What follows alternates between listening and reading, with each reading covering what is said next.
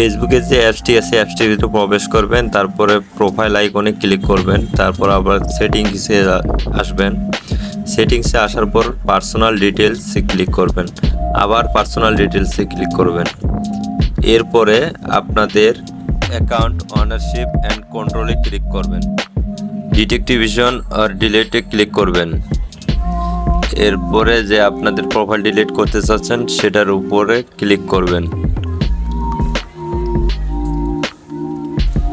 এরপরে delete profile select করে continue বাটনে ক্লিক করবেন।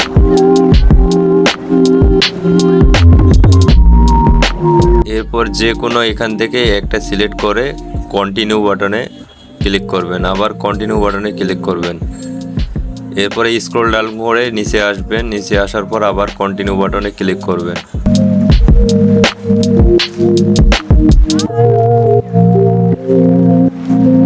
এরপরে আপনাদের যে ফেসবুকের যে পাসওয়ার্ডটি আছে পাসওয়ার্ডটি এখানে বসিয়ে দিবেন, বসিয়ে দিয়ে কন্টিনিউ বাটনে আবার ক্লিক করবেন। এরপরে ডিলিট প্রোফাইল এই জায়গায় ক্লিক করবেন। দেখেন বন্ধুরা, আমাদের প্রোফাইলটি ডিলিট হয়ে গেছে। ভিডিওটি ভালো লাগলে অবশ্যই চ্যানেলটি সাবস্ক্রাইব করে পাশে থাকবেন।